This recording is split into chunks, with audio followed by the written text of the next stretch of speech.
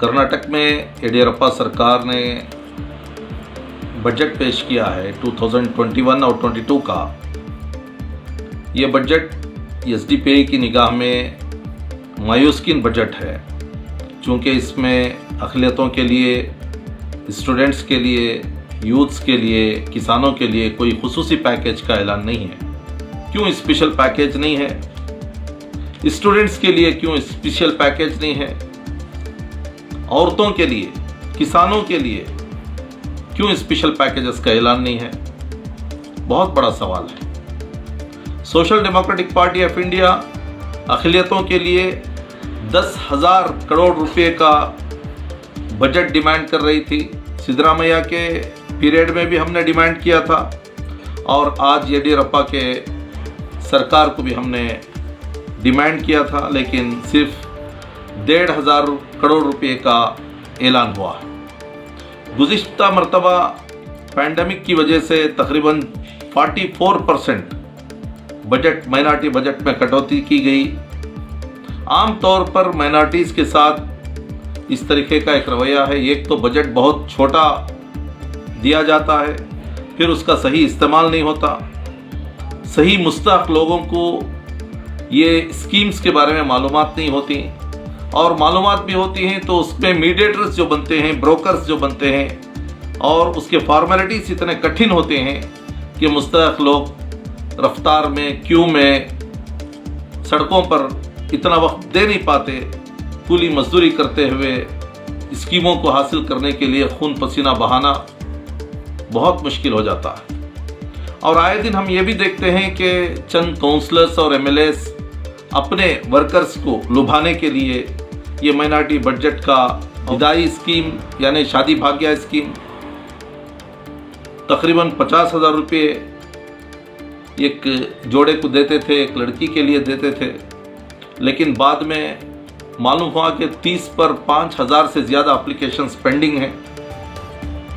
फिर इसी तरीके से स्किल डेवलपमेंट के लिए कुछ अमाउंट मुख्त था, उस पर सही तवज्जो नहीं दी गई, अमाउंट काट दिया गया। कम्युनिटी हॉल्स और शादी महल के कंस्ट्रक्शंस के लिए 50 लाख से 1 करोड़ तक ग्रांट्स देते थे, लेकिन उसमें कटौती हो गई। स्कॉलरशिप्स के ताल्लुक से और माइनॉरिटी इंस्टीट्यूशंस के ताल्लुक से कोई तज़किरा नहीं है। ये 1,500 का जो बजट है वो भी उसको किस तरीके से डिवाइड करेंगे, माइनॉरिटीज़ तक कैसे पहुंचेगा, इस किस्म का एक बहुत कन्फ्यूजन हमारे दरमियान में पाया जाता है। Social democratic party of India ये बजट को बहुत ही मायूसकिन बजट करार देता है। यहाँ तक कि अपोजिशन लीडर्स और अपोजिशन पार्टियाँ बजट के मौके पर असम्बली में होना चाहिए था, बहस करना चाहिए था, उसके ऊपर अपने अपोजिशन के कमेंट्स देना चाहिए था, लेकिन कांग्रेस के लोगों ने, सिद्धरामैया की ग्रुप ने बजट के मौके पर वॉकआउट कर दिया। एक तो सेंट्रल गवर्नमेंट में अपोजिशन की कोई ताकत ही नहीं है।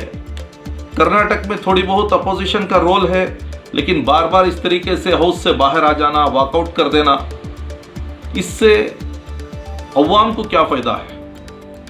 आपका हिडन एजेंडा क्या है?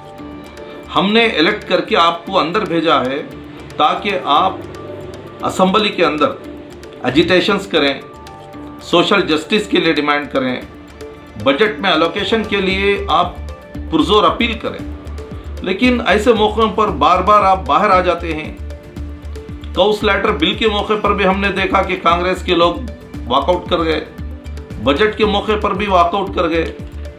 वॉकआउट कर देना बहुत आसान चीज़ है, लेकिन हाउस के अंदर सही तरीके से अपोजिशन का रोल निभाना, अक़लियतों के लिए, माइनॉरिटीज़ के लिए, किसानों के लिए, यूथ्स के लिए, वुमेन्स के लिए पैकेजेस का डिमांड करना, क्वेश्चन करना, ये कांग्रेस की और अपोजिशन की जिम्मेदारी थी।